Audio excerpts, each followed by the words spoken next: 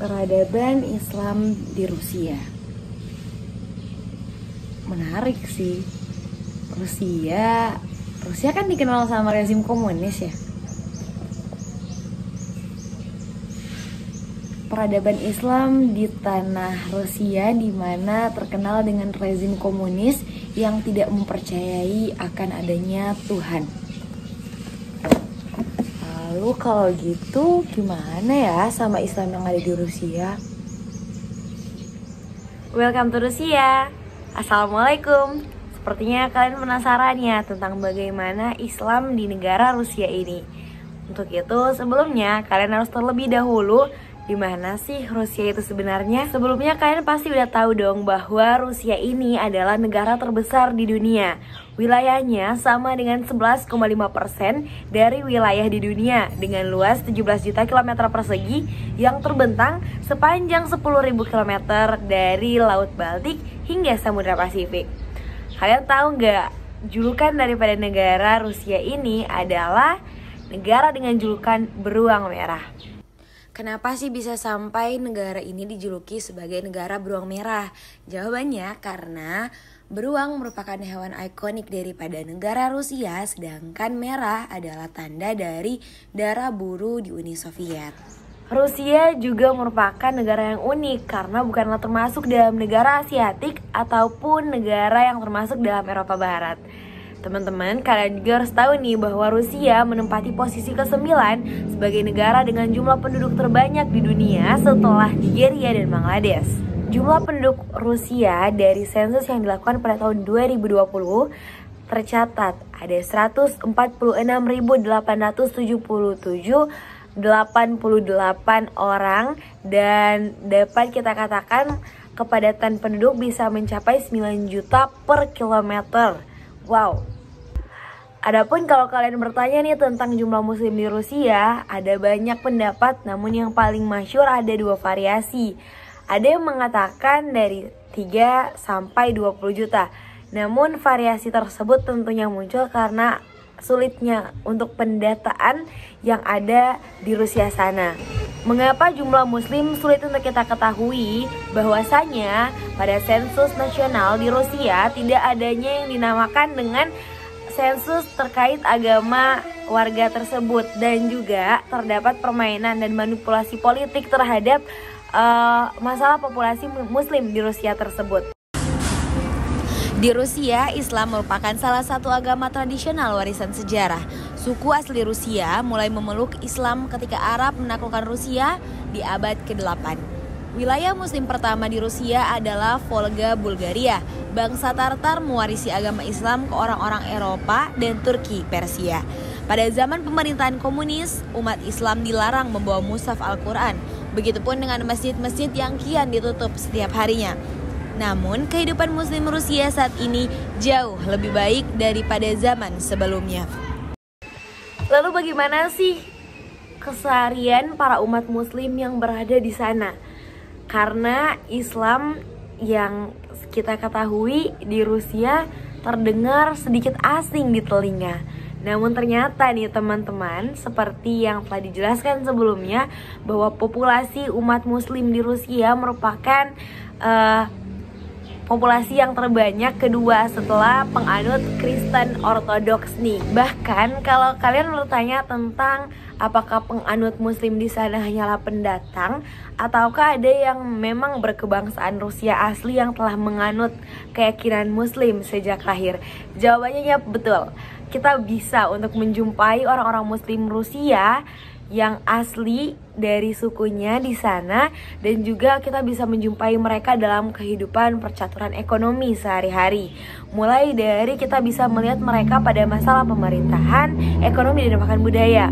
Banyak juga suku asli Rusia yang menganut agama muslim, dan juga para muslim di sana dapat beraktivitas dengan normal. Mereka dapat melakukan ibadah berpuasa di bulan Ramadan dan juga merayakan Idul Fitri maupun Idul Adha dan mendapatkan banyak perhatian tentunya di sana. Namun teman-teman tentunya terdapat problematika juga dalam kehidupan beragama mereka. Nanti kita bahas di akhir ya.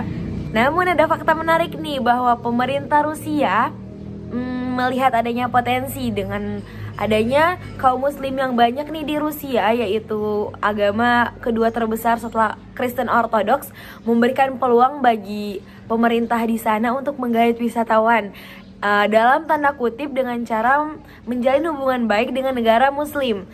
Rusia mengembangkan berbagai program yang menarik turis muslim dari luar negeri untuk menjelajahi negeri mereka dengan berbagai program menarik. Salah satunya yang paling terkenal yaitu Halal Friendly, dirancang untuk menyediakan kebutuhan akomodasi, rencana perjalanan hingga makanan tradisional yang telah diadaptasi dengan standar kaum muslim di sana, sehingga tidak ada kerugian, tidak ada keraguan dalam traveling ke dalam negara ini terkait kehalalannya. Dan peluncuran program ini tentunya bertujuan agar meningkatkan wisatawan dari negara-negara berpenduduk mayoritas muslim untuk mengunjungi Rusia tentunya. Nah, kalau kelegalan agamanya gimana nih? Secara resmi, pengakuan terhadap keberadaan Islam di tanah beruang merah ini ditandai dengan keluarnya peraturan pemerintah tentang pengembalian tanah masjid dan gedung masjid yang diambil negara sebelumnya pada organisasi keagamaan. Nah, pemberian bantuan juga diberikan, begitupun dengan renovasi yang dilakukan. Namun kembali lagi ya teman-teman, tetap ada problematika di balik hal-hal tersebut yang mungkin memang sekarang sudah lebih baik dibanding sebelumnya. Kalau teman-teman bertanya, lalu bagaimana sih terkait pendidikan di sana? Layaknya pendidikan tradisional Islam di negara lainnya, Rusia juga memulai pendidikan melalui tingkat dasar terlebih dahulu yang disebut dengan mekteb. Kalau di sana tuh dilanjutkan dengan madrasah, dan kemudian madrasah juga dibagi seperti kita ya, ada tingkatannya. Di sana tuh kalau tingkatannya ada yang dari tingkat intermediate sampai tingkat atas, dilanjutkan dengan jenjang perguruan tinggi atau pendidikan tinggi yang sama disebut institut dan juga universitas. Untuk pendidikan dasar yang tadi disebutkan itu sama dengan di Indonesia, dimana ketika kita belajar pendidikan dasar agama pada sekolah diniyah, di sini secara khusus mengajarkan pelajaran agama dasar dan praktek-praktek ibadah agama Islam, mulai dari pembelajaran untuk membaca Al-Quran, bagaimana untuk melaksanakan ibadah ritual lainnya, mulai dari sholat dan lain sebagainya. Memang ya teman-teman, di balik yang kita dengar yang enak-enak, tentunya pasti ada problematika yang dialami. Problematika yang dialami terdapat banyak isu sensitif, dan juga ada nih satu yang paling terkenal, yaitu larangan untuk berhijab. Apalagi larangan tersebut semakin kuat pada tingkatan di sekolah nih teman-teman. Kalau ditilik secara umum, Rusia merupakan negara yang mengeluarkan dua kebijakan, yaitu mewajibkan untuk menggunakan jilbab dan juga melarang. Kenapa nih bisa ada dua? Karena di Republik Chechnya, maaf kalau pengucapannya salah, merupakan satu-satunya wilayah yang mewajibkan perempuan untuk menggunakan jilbab. Namun di yang lain nih, penggunaan jilbab itu dilarang, apalagi di lingkungan universitas ataupun di sekolah. Tak hanya sampai di jilbab, namun problematika yang terjadi sampai dengan sulitnya untuk mendapatkan akses beribadah di sana. Sulit dalam hal apa nih? Seperti dalam pembangunan masjid yang kian sulit untuk dibangun, direnovasi dan lain sebagainya. Ada begitu banyak pro dan kontra yang muncul di sana, sehingga namun ya teman-teman, Muslim di Rusia itu begitu kuat, begitu mereka berusaha agar masjid di sana tetap terbangun, sehingga walaupun ada banyak kecaman dari berbagai pihak, mereka tetap berusaha untuk terus membangun masjid tersebut, sehingga pada tahun 2002 Muslim di sana pun sudah mulai bisa untuk membangun masjid dengan tenang gitu ya. Karena pada tahun 2000 diprotes oleh banyak kelompok gereja ortodoks dan masyarakat komunis. Begitu banyak alasan. Di antaranya adalah mereka takut dengan pembangunan masjid itu menjadi sarang penyebaran ajaran ekstremis. Naudzubillah. Namun alhamdulillah sekarang hingga saat ini sudah mulai dibangun masjid-masjid.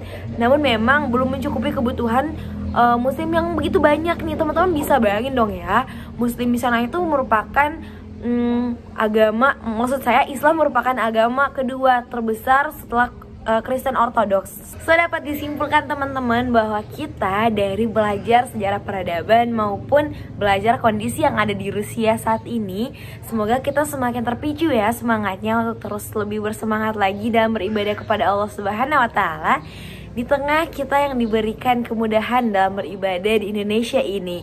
Semoga apa yang disampaikan dapat diambil yang baik-baiknya dan dibuang yang buruknya. Terima kasih telah menonton hingga selesai. Sekian dari saya.